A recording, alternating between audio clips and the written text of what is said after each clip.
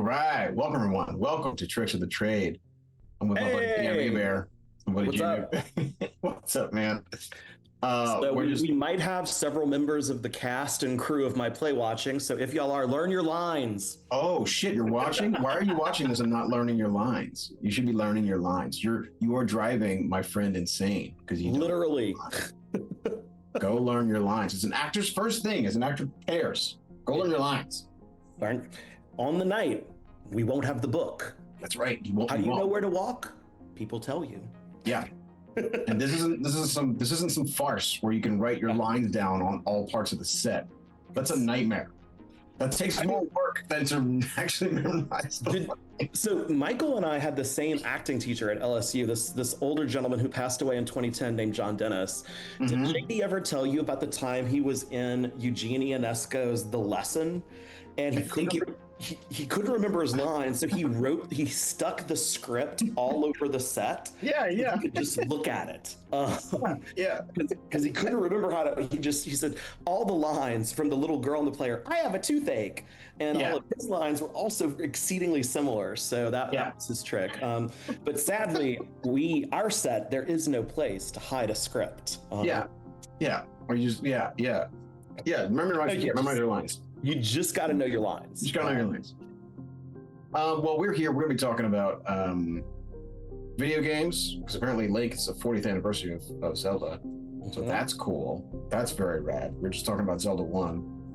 And then we're also going to talk about buffs and nerfs. I want to talk about buffs and nerfs because it's happening a lot where I have to either nerf or usually just straight up ban spells in the game because there are a couple that, and this happens when you get so many splat books. When you get so many splat books, you're just going to come across problems because it starts out with 300 spells and now you have, I think, upwards of 700 spells. Yeah, and these aren't even the splat books by third-party presses that cause problems. Sometimes it's Wizards of the Coast splat books. Yeah, sometimes it's just just them. They don't understand. The wrong person writes a really cool idea and the wrong person edits it and just doesn't catch the obvious exploit. Right. My perspective on all of this is going to be probably a lot different than Mike's just because I don't run games professionally. So my conflict resolution method of like broken stuff tends to come down to just like the social contract at the table rather than a section of my Discord where I'm like, you can't use these spells. Or else. Well, there's no or else. It really just comes down to like, I know what this entails. I know what's going to happen here. I know what mountain I'm about to climb, and I'd rather not. I'd rather just hang out in beautiful glades and not go up the broken mountain McSpammy. I don't want to do that. And sometimes it is fun to kick a dragon's ass, as it is. My player once told me after a session I was beating myself up about because the fight wasn't hard, and they're like, "No, we kicked its ass. That was awesome." Yeah, it's okay. Yeah, but like broken stuff isn't just overpowered. It tends to break other people's immersion and fun. Yeah, broken stuff. You get the problem. The worst problem I see at a game, at a table, is when a person looks at the power gamer who is breaking the game with the functional know-how and DM who doesn't want to say no. System mastery. Yeah. Who has absolute system mastery. A player will look at that other player and go like, "What am I doing? Why am I even here? I don't need to be here." You're playing two characters, basically. And there are some systems, like, and there are even some editions of D&D where this was a bigger problem than others. Like, I know I'm unusual in that my favorite is 4th edition, but all of my negative opinions about 3rd edition came from differences among players with system mastery. And I was always the person without system mastery because I think I didn't buy a player's handbook for 3rd edition until like 3.5 edition came out. So I was a very casual player, even though I was the wizard. And, it to me, I didn't want to have to get a degree in Dungeons and Dragons. Like, no, and to some people, it doesn't. 4th edition flattened that out. Like, optimized character versus a non-optimized character had perhaps an extra +1 to hit. And that's the kind of system mastery I can get behind, where it's like, it's not particularly hard because it's a closed system and controlled. Yeah, I get that. Yeah. Yeah, it's a problem. 5E's bounded accuracy is pretty similar to fourth edition in that regard. Like an optimized character isn't that much more effective than a non-optimized one, but Well, it can be enough. it can't now because it's stretched out because the game is so old. Now that fifth edition is like reaching its 10 years old. Yeah, we're 12 years old now because it came out in 2014. Yeah. It's 12 years old. That's a 12-year-old game we're playing. You know, when you get to 12, you just have so many options out there. I was so happy when 2024 came out because it really was a reset. And I treated it as such. I was like, we need to get rid of all these flat books that are hurting the game. This is hurting. And I did the same thing in my home games. I know one of the games I'm a player in, they're very positive on 2014. And I keep trying to get them to switch to Tales of the Valiant just because it's like 2014.5 as opposed to 2024, which is like, 24, it's more of a complete reset. Yeah. I mean, there is one problem with 2024, which we'll talk more about that, is that a lot of the spells are mapped from BG3. A lot was taken from BG3 to 2024. And that causes problems. A lot of that's good. A lot of that's really smart and really good. And they found a lot of problems in 2014, and they wiped a lot of the problems away. Like my house rules was cut short. I remember your house rules document was very long before. It was, yeah. It's a page. I try to keep to a page. I have like 3/4 of a page of like business stuff, and then a page of house rules. I try not to go beyond a page. But that still can be a lot. But I wiped it clean after when 2024 came out. I was like, this got addressed, everything got addressed. But now there are new problems. And most of the problems come down to spell, a lot of it's spells. There's just so many spell imbalances in the game still. Yeah, I want to say because I'm mostly running 2024, but I do think one of my players is in my online Drakenheim game is using a subclass from one of the Splat books that Wizards came out because he's a Swarm Ranger. Yeah. And I mean, it's really cool. It's flavorful, but sometimes it's like I do not know how that class works the way it should.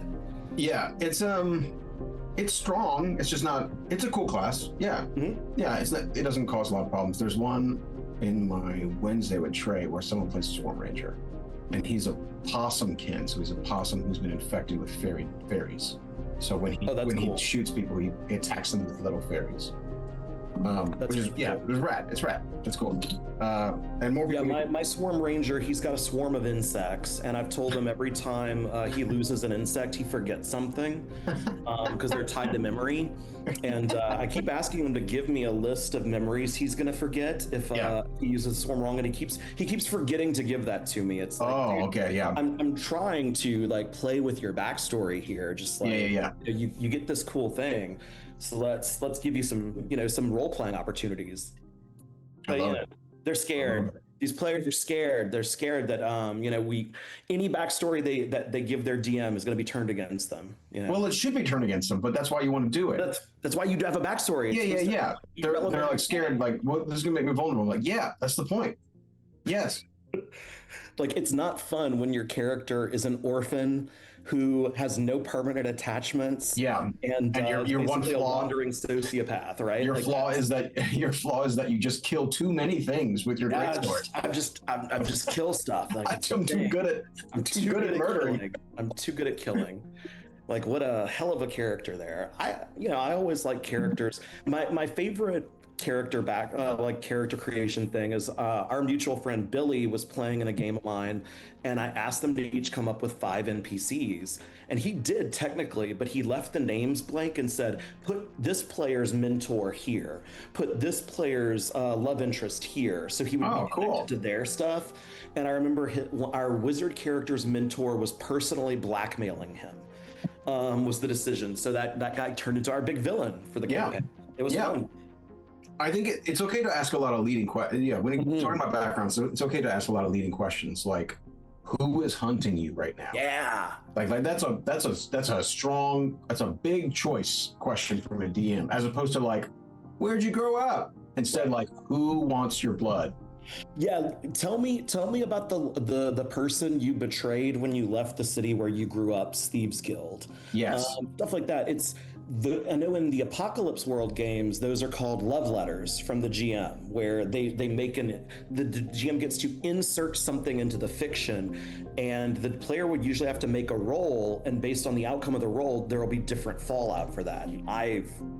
That's great. The first time I got to play Apocalypse World, Billy, the same person who came up with a great character background, so his love letter to me was one of the my character's name was John the Weeper, and John the Weeper had many wives, not all of whom were women, because in Apocalypse World, it's very like super left wing, kind of transgressive gender stuff. So he said, one of your wives is pregnant. Roll this dice, make this check plus weird, and based on the results, tell me what happens. And I remember I succeeded, which meant that the child that was born is the first unmutated child that my character has had. And Billy started coming up with mutant children that would kind of follow my character around, like with lizard tongues and stuff like that. It was incredibly bizarre, but like Billy to this day is like, yeah, I still think of the Weeper's kids. He's like, I thought of a new one. And this was, a game from 10 years ago, but just the GM had the right idea to insert into the fiction and make some cool stuff happen. I remember, God, for some reason it makes me think of the one thing, because Michael Indes was running a vampire game, I remember, and he asked me to create a character, and I was like, I want to create a vampire, but a vampire who, I don't know where I got it from, maybe because I was doing a lot of puppetry at the time with John Dennis, and I was like, I want to. Was this during King Stag? I think it might have been during King Stag. Okay, And I was like, I want to create a vampire who uses puppets to lure his victims. So, and it was set in like, I think it was set in like, like 17th century England or something like that. Yeah.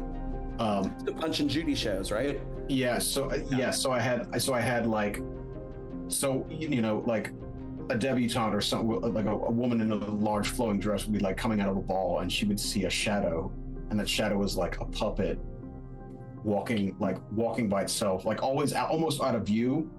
And so she's like, oh, someone's hurt. So she would always like chase the puppet, and the puppet would always like move out of the way, and suddenly I would jump out and save my face.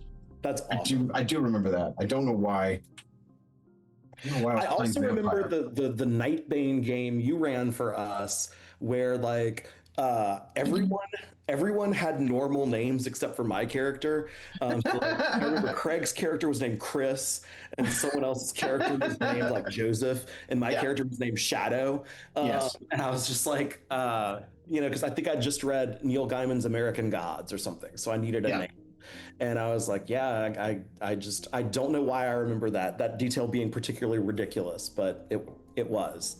Nightbane is such a cool world. Great setting, awful rules. Like, terrible rules. Like much of Palladium. No offense, people who work for Palladium. No, they had to know that was a shitty rule set. They're still making them though, and they're still selling them. So God, what? They're so bad. Like, oh God.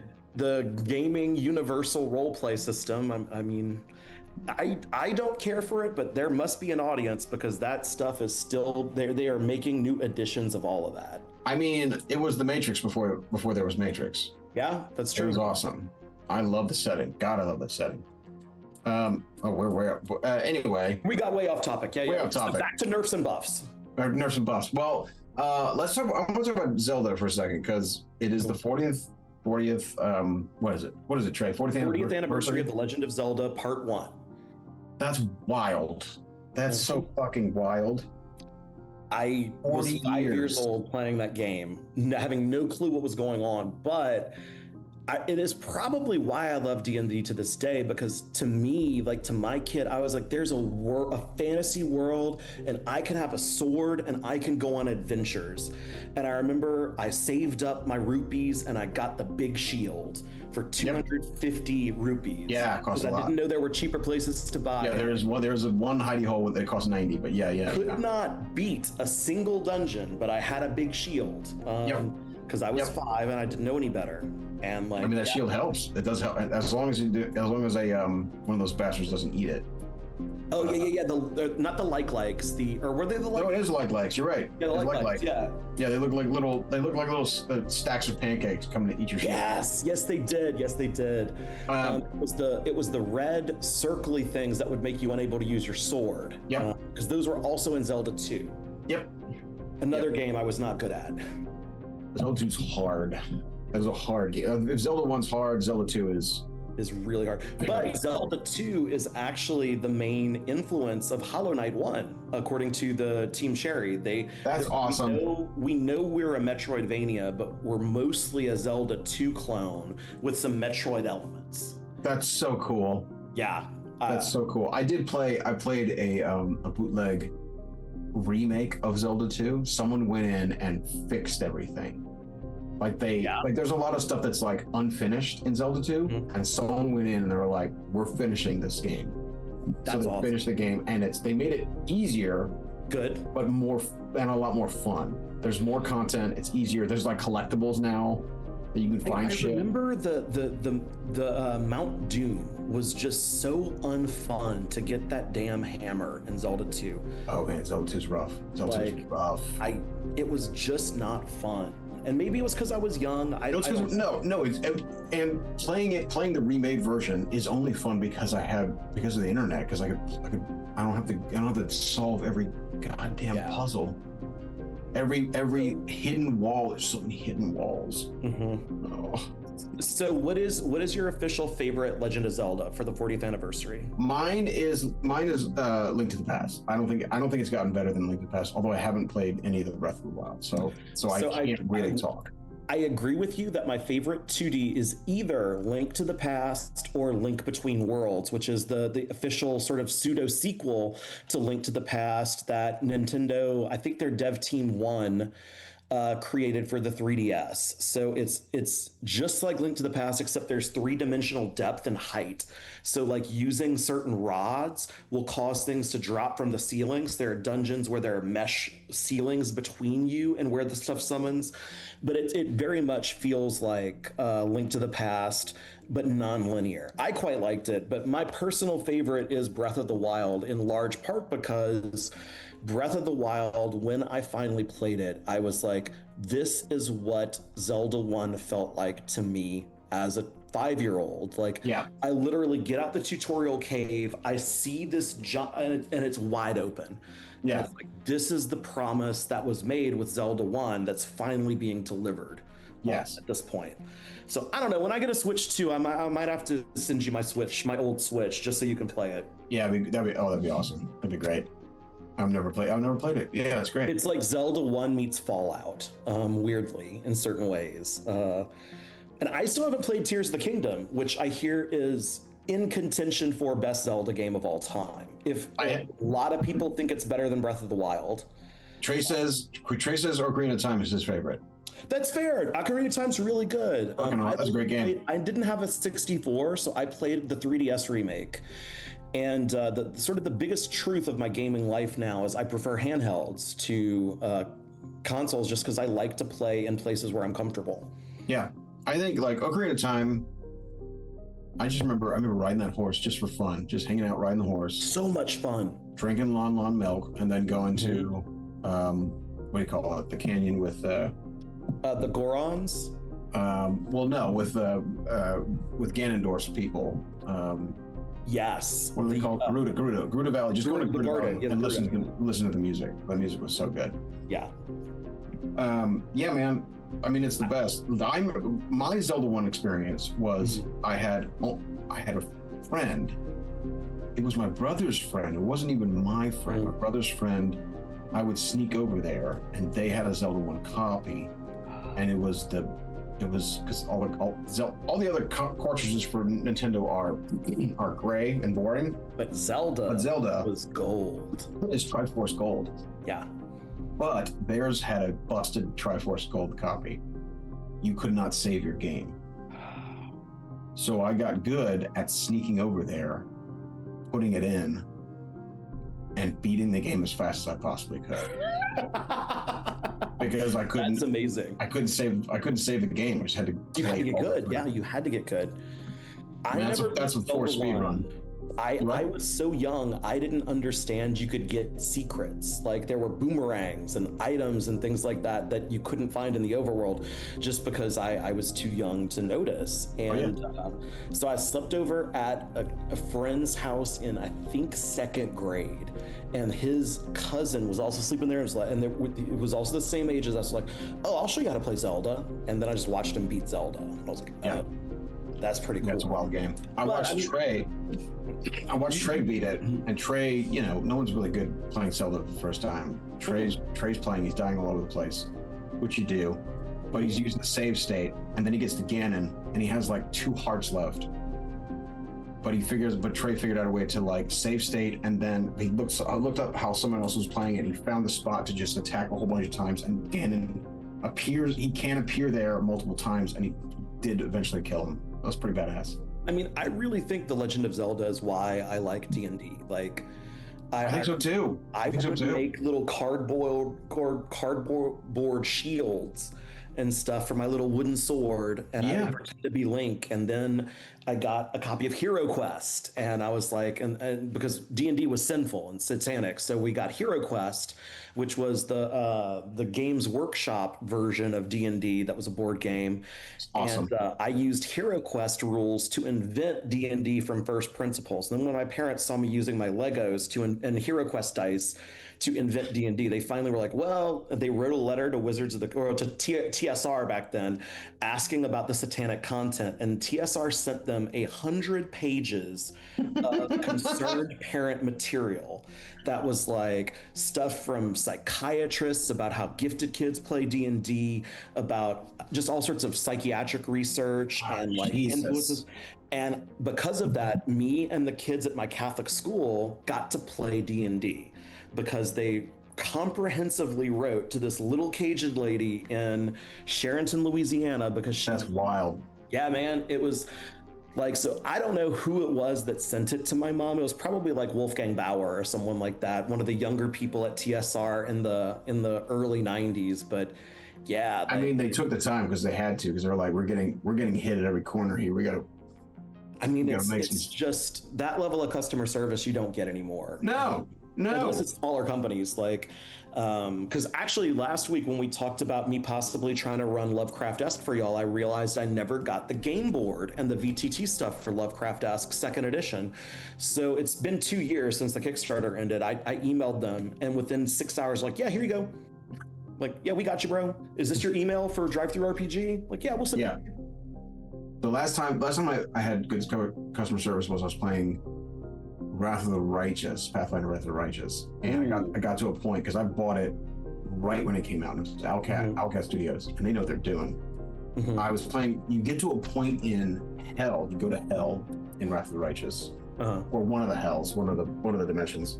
But the way that it's set up is that depending on your camera angle that you're looking at this town, so this town has all these like labyrinthian angles to it. Imagine just like imagine a town, but like with like steps. It's kind of all over each other. The buildings are all over each other. But depending on what angle you look at it, what angle you put your camera, that's the new path. You've created a new path up the town. Well, it was buggy. It was a little buggy at one point, and I was like, "Hey, man, I'm stuck. I can't go forward in this game." So I wrote them an email, and they patched it within a half an hour. That was wild. Owlcat was on. That's awesome. I mean, I want to say the Humble Bundle this week, I think it's still going on, is for a bunch of classic computer RPGs like Baldur's Gate 1, Baldur's Gate 2, Pathfinder games. So if y'all haven't checked the Humble Bundle for Computer Games Week, I think there's a bunch of old school D&D games on there and some Pathfinder games. And I know Planescape Torment was one of them, which if you haven't played that, that's like a good game. That's one of the best games of all time. It's an incredible game. They need to remake that. I'm gonna, because my next campaign, Kelly was saying like you need to do Planescapers. And I was like, oh, you're right, because we stream Planescapers, but yeah, I need to just make it a part of my thing because I made it. Why not? I should make it. Just do it. I keep talking about how I'm ready to move on from Dungeons of Drakenheim just because I've run it so much. But my in-person game, we're probably going to finish that early this, like by summer of this year, we'll finish it. My other online game, we've gone so far into the weeds of like bizarre body horror stuff that they've made up that it's like it's sort of vaguely influenced by Dungeons of Drakenheim at this point. Yeah. But I don't know. I was having a lot of fun when I had time to play test the stuff we're doing for Grim Hollow. Yeah. And the 6 people I ran it for had a blast with setting. Like, so I'm excited to get back to that once this play is over. Can I briefly talk about the game Eugenics to people that might be interested? Go ahead. Yeah. So, Eugenics. If you like D&D, you will probably like Eugenics. Full stop. It's the dude from The Binding of Isaac and another famous indie game designer who I believe was also in Indie Game the Movie. They've been working on it for like 14 years. They had to stop development at one point when the Super Meat Boy studio broke up. And Ed McMillan, not Cult of the Lamb, he was the Binding of Isaac guy. He brought the IP with him when he formed his own studio, and it is a cat breeding dungeon crawling game. So it is a roguelike where you are sending cats from your house into the nearby alley to go on adventures, which are procedurally generated. And the kicker is you can only use a cat on an adventure once before they're retired. So at that point, the cats are put out to stud or to breed in your house. So you can start manipulating them by getting nicer furniture and things in your house to make them want to make love. Now, there are problems. Some cats are gay. Some cats want to mate with other cats who aren't feeling it. You can also, and there are also people around the town that want your cats once you're done with them. There's like one guy, a gay guy who lives in a trailer park who wants kittens. And once you give him 10 kittens, you can start looking at base stats of cats to determine how good of a breeding they would be. There's a weird guy who wants dead cats. So whenever your cats die on runs, he goes and finds the corpses and drags them back. There's like a store that sells furniture for your house, and they only want cats with injuries. There's another store that sells like one-time use items for runs, for dungeon crawling runs. They want cats that are, I think, 5 years old or older. And then what are you doing in the dungeon now? Like, what's the So turn-based combat a la D&D with Magic the Gathering being a huge influence. Oh, so it's cards. Okay, cool. It's the abilities look like cards. So if you played D&D 4th edition, they're formatted like the D&D abilities were in 4th edition, which was based on Magic cards because Magic cards are very self-contained. And the idea behind the game is every rule interacts with every other rule in unexpected ways, unless you're thinking like the cards are telling you to think. So like there's an ability that my cleric, I believe there are like 15 different classes you can unlock. I've got fighter, mage, cleric, thief, ranger, and tank. Those are the only ones I have unlocked right now, and each of them are good at different things. But so depending on which cats you take, it'll bump their stats up. There are going to be events you run into in addition to combats that are like random events that result in stat checks. So like you might find a pile of poop, and your tank, it would be advantageous for there are 3 ways to deal with a pile of poop. One of them is eat it. And if you have your tank is very healthy. So the tank is gonna have like probably eating it would be a good idea. And if the tank passes the eating test, you'll get a mask of poo-poo that you can put on your cat's face that affects the rest of the run. If you loot it, like there are saves, and there are some cats that can loot stuff, like the ranger is really good at looting. And sometimes when you open the safe, you'll get a bunch of coins that you can use to buy food and buy like items and furniture and stuff. And then sometimes there's like, you have found a hole in reality. What would you like to do?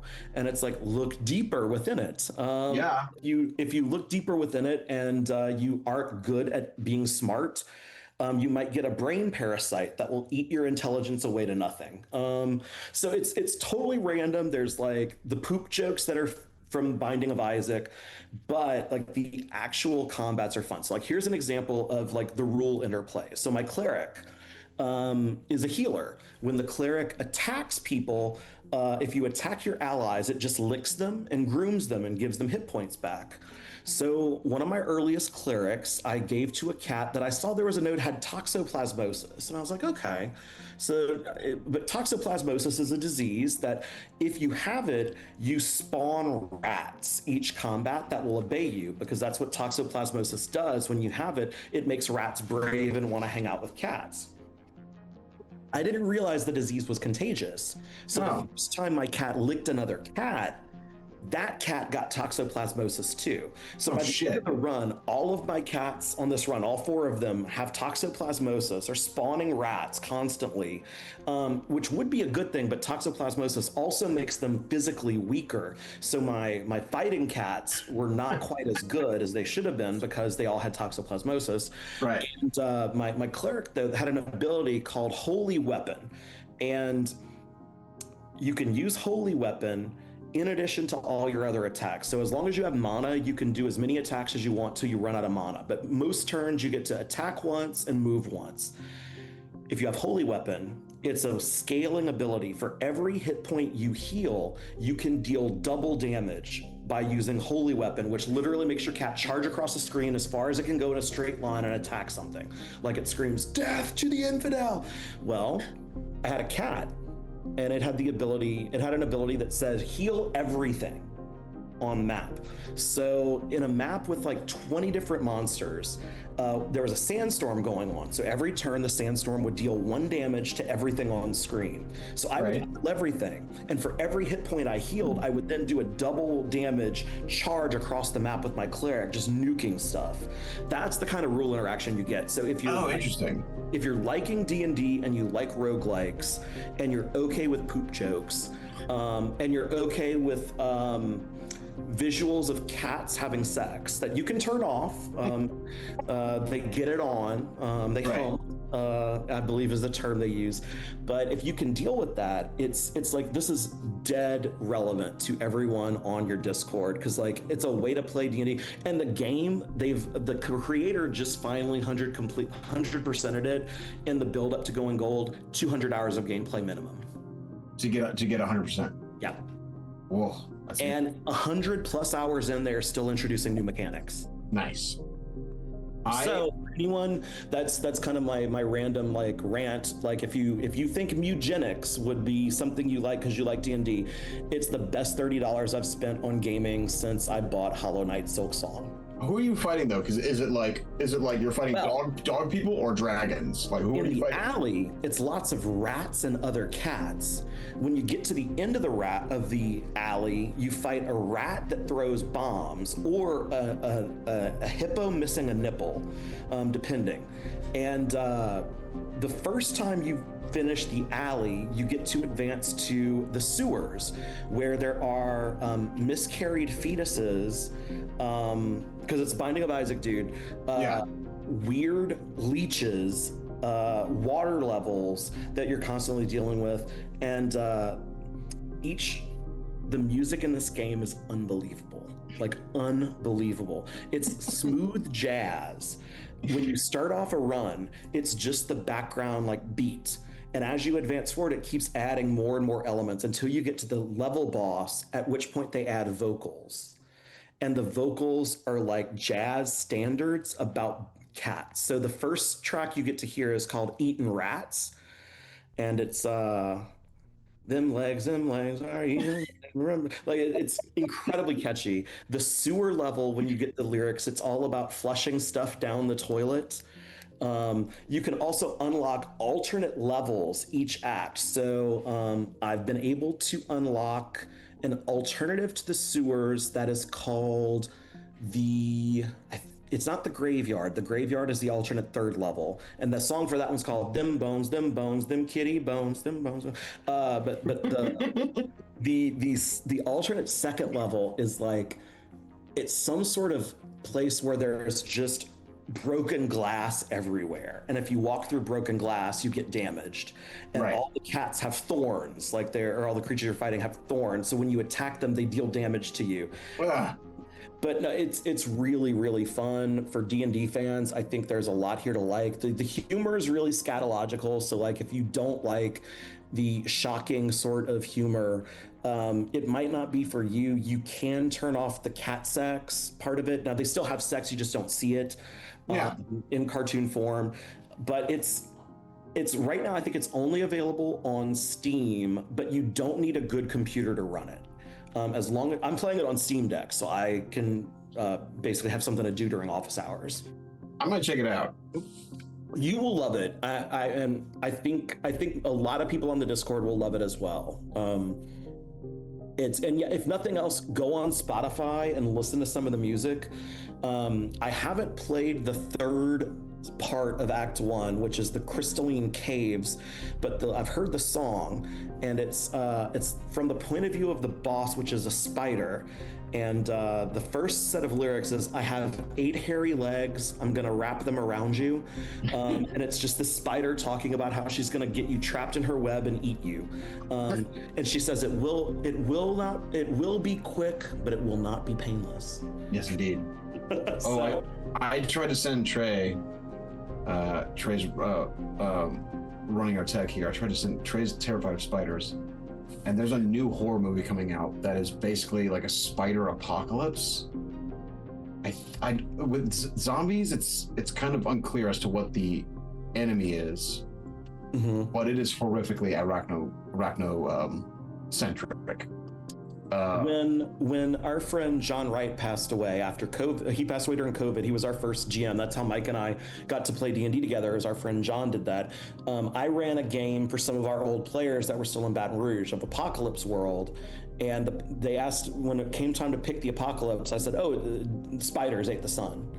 And so there were just spiders all over the place, and it was unsettling. Oh God! Spiders ate the sun. Spiders the size of horses, spiders the size of spiders, and just everywhere they went, they had to deal with spiders. They were raiding old Kmart's, trying to get insect repellent. Oh God!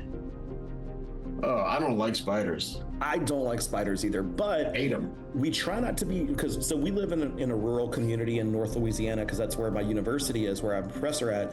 So I grew up in a rural community, but for some reason there's spiders and bugs all over the place in Calhoun, Louisiana. In Grambling? Grambling too, yeah. But in Calhoun, where we live, but our exterminators like, look, it's really hard to kill spiders because they have long legs and you need the poison to get on their bodies, and it just gets on their feet. But the good thing is they will kill the other insects. So even though I hate them, I do try to remember they're serving a purpose. I remember watching when I was a kid. One of the most fascinating things, I saw a daddy longlegs fight like it was a recluse or something, or maybe it was a black widow or something. And that fight was fascinating because the daddy longlegs was screwed. Much bigger. Daddy longlegs was much bigger. Yeah. But the other spider, probably about like a quarter of the size, was just hanging back. And then daddy longlegs was hitting it with its legs, and then the small spider would just bite a leg when it came into it, and then that leg was just gone until eventually the daddy longlegs was just a stump, and then the other spider came in and just grabbed him. Oh, that's horrifying. Horrifying. They are horrifying. Luckily, we don't have a lot over here. There's not. I mean, there are black widows, and they do spin their webs around here, but there's not a whole lot of them. I mean, there are black widows in Louisiana. There are more of them than you think, which is really scary. Yeah. And brown recluses as well. That was the one thing I was really scared of, because one of my friends in grad school got bit by a brown recluse on his butt, and he had to have butt surgery. Oh God! Because it's like, my butt turned necrotic, and I'm like, oh, okay, that's what necrotic damage is. That is necrotic damage. Yeah, some poison is necrotic. Yeah. Okay, that's crazy. Yeah. Oh God. Oh. Anyway, back to buffs and nerfs. We're talking about buffs and nerfs yes. today, guys. We're talking about D&D buffs and nerfs. I find this game doesn't need to be buffed too much because we are playing the Marvel Cinematic Universe that is 5th edition Heroes and Magic. Yeah. You don't need to buff too much, but I do find in the new 2024 rule set, if you're going to take something away from me, is that spells do need a looking at. Yeah. They changed a lot. They simplified a lot, which I agree with. There's a lot of the most confusing thing about spells, and it still kind of remains this way, but it's not as bad, is when do they do their thing? And the answer to that is it really depends on the spell. Yeah. And now those have been simplified a bit more. So it used to be like, for example, Moonbeam. Moonbeam is confusing. Yeah, in the 2014, there existed a couple types of spells. The ones under the Moonbeam umbrella, you cast it, it doesn't do damage right away. It only does damage when the creature's turn pops up, which is not as good and objectively not as fun as if you cast it and you deal damage, right? So I think so the game wisely made that change to say, like, when you cast things, it does the thing right away. So for the most part, when you cast spells, you don't have to wait for it to happen. And so now most things that have an AoE, some type of concentration AoE element to them, most of them are, it affects you right away, and if you enter or end your turn there, and that's language that's now pretty much ubiquitous when dealing with AoE concentration spells. The issue really is, and I made a big change to this, is what do you call it? When there's a radius around you. There's a new word for it. I can't think of the word. It's Begins not with an an E. imitation. Can't think of the word. Anyway, damn it, it does matter. It's Burst. It's not a burst. It's like always around you. It's an emulation. Not emulations. It's a whatever. It's a spell that puts a radius around you when you're walking around. You walk around with it. Those spells tend to be the problem ones in the game. Really, like, deeply problematic because they're so strong and they just keep dealing the damage, as opposed to an instantaneous spell that does it once we're done. Spirit Guardians is problematic, and there's all these other ones that are kind of like Spirit Guardians now, and they are causing problems in the game. So I am very grateful that the cleric in my 5th edition game does not know that Spirit Guardians is good. I mean, look, I'm not telling her. you don't have to, and let them figure it out. Let them. Yeah, I'm not telling her. Yeah. Those spells need to change. But then, like, they made some good changes. A lot of people don't like the new counter spell, but it is better. It is more mechanically. It's not as satisfying to cast it anymore. I get that, because now you have to make a save, or the creature makes a con save as opposed to it's countered. It used to be it's countered. It used to be it's countered unless it's a higher level spell, in which case you need to make a check. Okay. But you can upcast your counter spell to negate that. Okay. But now it is, you counter spell, doesn't matter what level you cast it at, you might as well just cast it at 3rd level. And then the other person you're trying to counter needs to make a con save in order to save against it. And if they make the save, the spell is not countered. If they fail, the spell is countered. Now, is the counter spell expended regardless of whether the save is made? The counterspell, the slot is expended. Okay, that's what I was wondering about. If you counterspell it, though, the person who's casting the spell keeps the slot. That's good. So that's another nerf to the spell, but it's one I agree with. I think it's kind of cool. Can you counterspell spell-like abilities now? You cannot. Okay. No, it's only spells. You cannot do that. Yes. My favorite was 3rd edition Dispel Magic. Oh yeah, that was the best because it's Dispel Magic as the spell Dispel Magic, which back then was too complicated. It was too complicated, but functionally it was Dispel Magic, and you could, as a reaction, use Dispel Magic as a counter spell, but it always required a check. Yeah. But if you knew, say, Fireball, and someone cast Fireball at you, You could spend Fireball. you could spend Fireball. you can cast anti-Fireball, which I thought was really elegant. Yeah. That's a really elegant way to do it, because it gives you it gives you the generic thing that still requires a check, but it also rewards you for specific knowledge. It's great. I mean, that was how I played Wizards in 3rd edition. I had different lists for every situation I would get into, because that was how your wizard was supposed to go. Like, if you knew you were going to be fighting other adventurers, I had a spell loadout. I had spell loadouts for goblins, for undead, for this, for that, and it was just like that was how I played my wizard, and it was very satisfying when that played out correctly. Yeah, I like it. There's a lot of new spells now, and I have trouble keeping track of them, but ooh doggy. There's a lot of good ones. Yeah. I don't know what book just came out, but one just came out. I need to look at the classes of that. Was it Eberron? No, I feel like Faerun's the last thing that's come out. Here, I'm on WotC website or D&D Beyond. Let's see. I think it's Faerun. Heroes of Faerun just came out. Yeah. Heroes of Faerun. Okay. And there's some great stuff in there. There's some great stuff. Trey says the new counterspell sucks. That is an opinion a lot of players have. They do say it sucks. I have seen a lot. I have seen less effective, right? It is decidedly less effective. No wonder. Yeah, it's like. But I have seen some players use it, and it has been game changing, because it's still a game changing spell. As a reaction, you can stop a big villain's thing. They just can't. They can't cast a spell at you, man. It's very strong.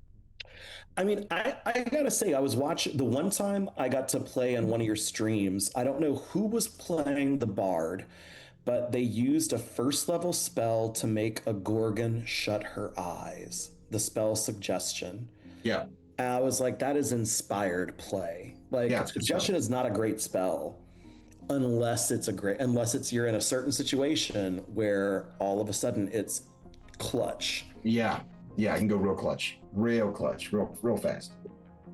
Yeah, man, I've had a good week of like players being, this past week, players have been really ingenious with their spells. And like, there's a lot of times where, I don't like a hard line interpretation of a spell. I usually like to say, you can try anything with these spells.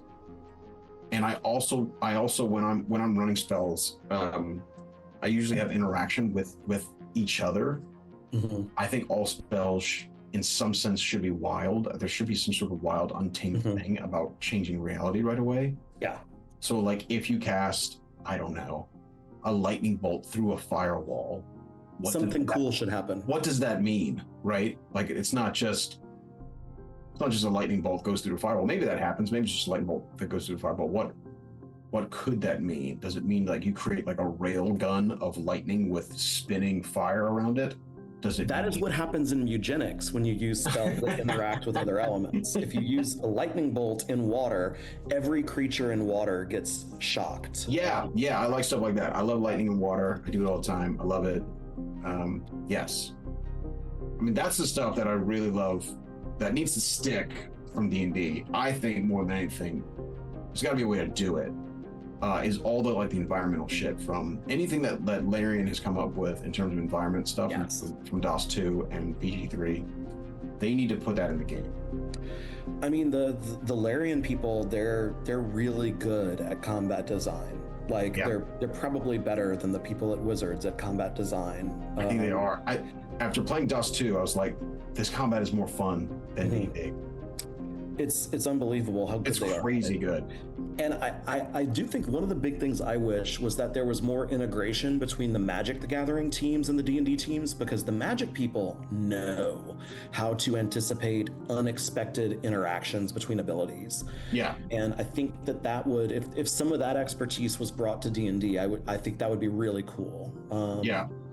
because I mean, again, like having liked 4E, I liked the Magic the Gathering influence on 4E. Like I liked the interactions and things like that. And I think that's something they could do more with, especially as I'm seeing video games now, like Slay the Spire and different things like that, doing those same sorts of things. It's like, you know, all these games borrow from D&D, but I think it's high time that D&D starts borrowing again from these things that it influenced. I think so. I think it's, yeah. There should be a Pokemon section of D&D. I am very ready to get back to playing D&D. My play closes this week. We open on Wednesday, we close on Friday. I'll probably give myself a week of doing nothing after the play to just recover. And then I'm gonna start playing again with some of my people. And you know, it's gonna be fun. I do miss playing D&D.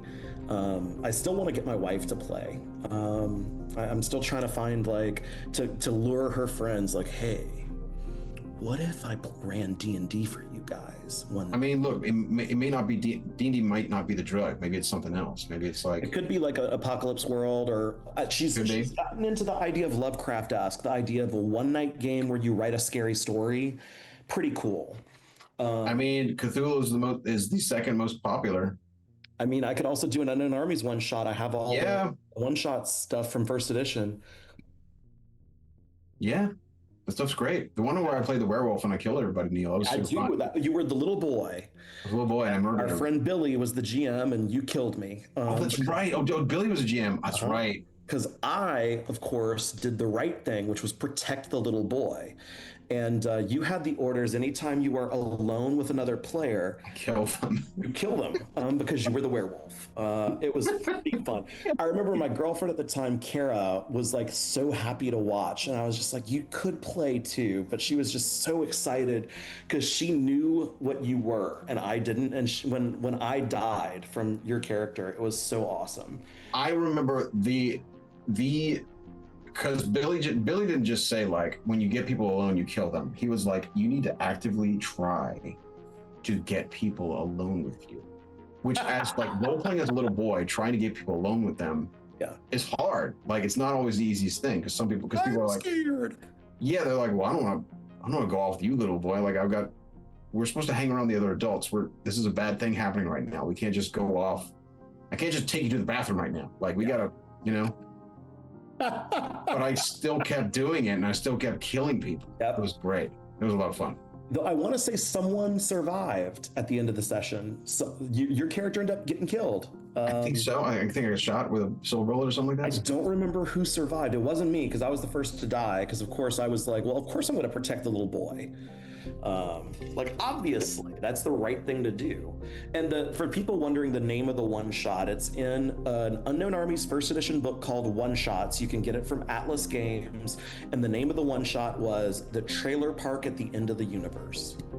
Oh, wonderful. I don't remember that. It's great. It's that collection of one shots also, it came out in like 98, 99, and it has a one shot where you are all on a plane while terrorists attempt to take over the plane and crash it into a building. This was well before 9/11. Yes. It's Unknown Armies did a lot of like predicting the zeitgeist. Yeah, they really did. They really, really did. Kind of wild. I don't know. At some point, if we ever have time, I would honestly be open to running Unknown Armies for a group of people if y'all would want to stream that. It could be really cool. We just have to find the time for this, though. That's the challenge. I'm down.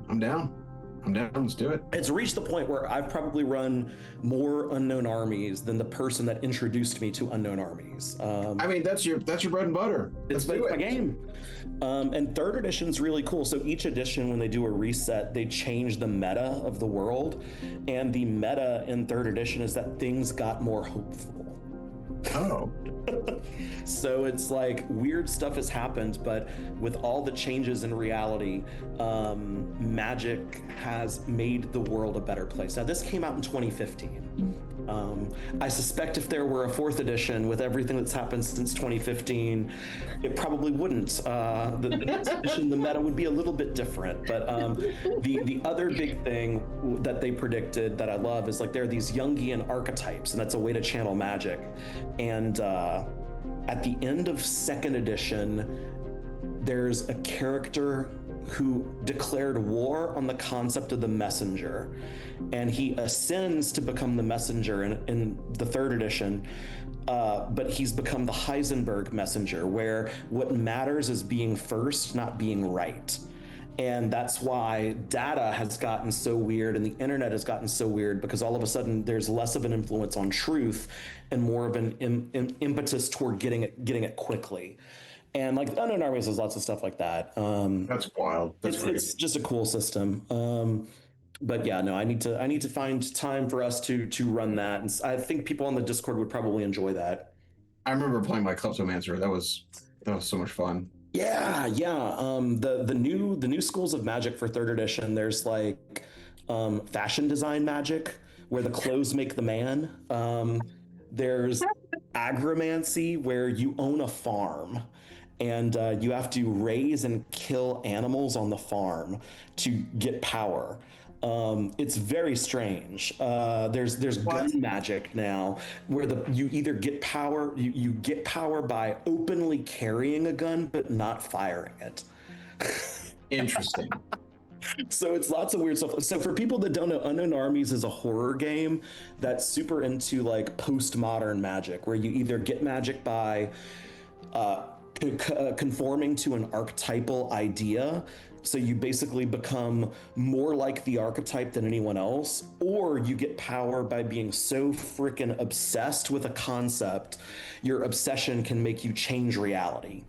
The weird thing about Unknown Armies, though, is that like it's a tough sell for a lot of people, because magic users are basically like addicts in the real world. They are addicted to what they do. They are poorly positioned to function in society because their obsession drives them.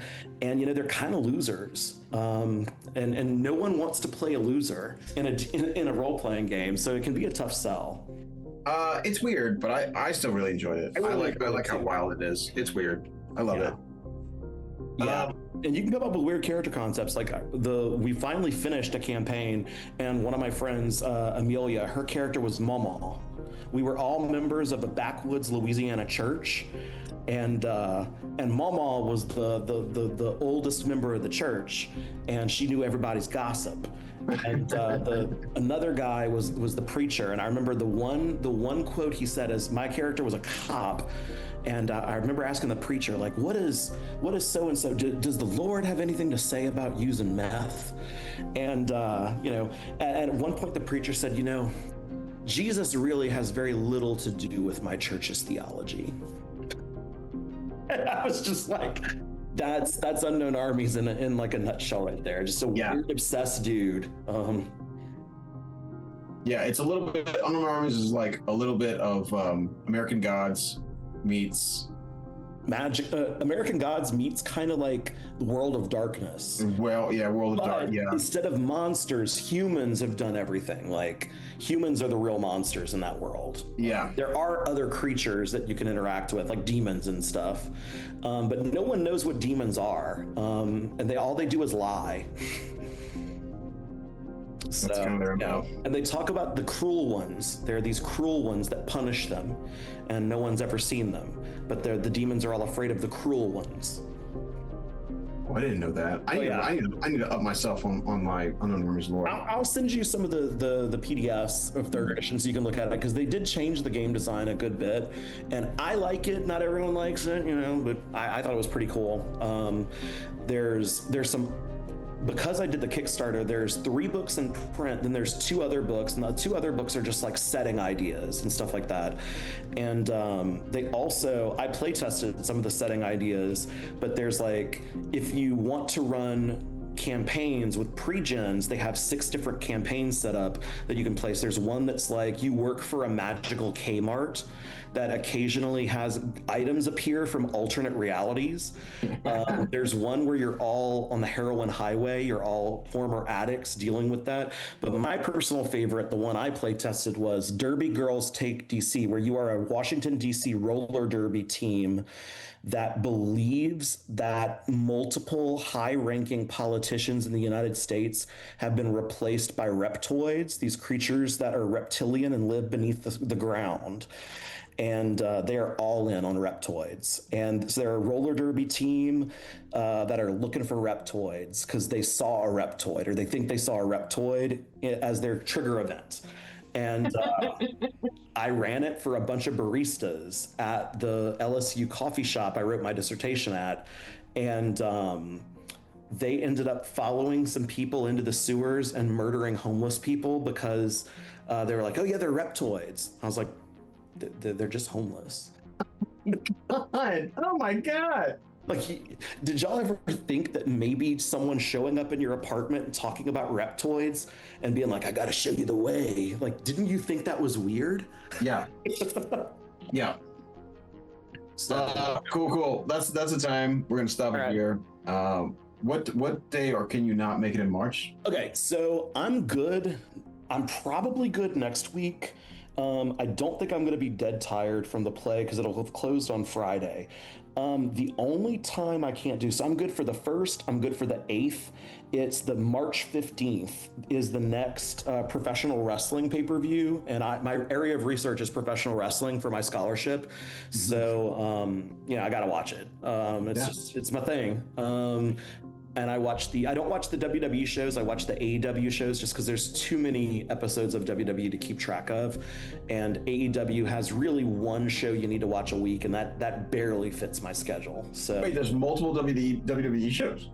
What does that mean? There's Monday Night Raw, there's SmackDown, which is on Fridays, and there's their developmental league, NXT, which my favorite era of WWE was their developmental league when Triple H was in charge, and he just signed all the Ring of Honor guys from independents, and for about 3 years, it was the best wrestling on earth. It was aimed at like hyper fans like me, and it was just like 45-minute to an hour episodes you watch once a week, and they build up to quarterly pay-per-views that were incredible. And Shawn Michaels was the head trainer, so like he would like basically teach them to do good matches and stuff like that.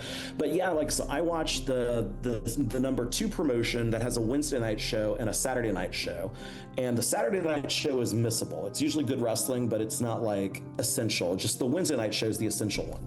So that's what I watch, and I know that some of my wife's coworkers have found out I like wrestling, so they want to come watch AEW with me because I'm like, no, AEW's for the sickos, man. It's for the love wrestling. Like, I was watching this week, and a Japanese dude from New Japan Pro Wrestling just shows up and is like, hey, I'm gonna wrestle now. And I'm like, it is the year of our Lord 2026, and Tomohiro Ishii just shows up randomly in American cable TV, has a match, and goes away. Like, if you'd have told Baby Neil all this stuff was a possible world, it would never. I see better matches every week than I used to see all year when we were kids. Wow. Now you see better matches? Yes. The AEW focuses on appealing to hardcore fans, and all of their wrestlers grew up being hardcore wrestling fans. So they're all trying to up each other. So there's about the top of the card is about 7 or 8 people, and they're all like forcing each other to up their game. That's the best. It's really fun. So yeah, I don't know. At some point, if you ever want to watch AEW, if you decide that wrestling reviews are the way to grow the Discord, I'm your guy. All right, we'll stop it there. Thanks for watching. Bye, guys. Y'all have a great night. That's our tricks. We'll see you in a week. Peace out.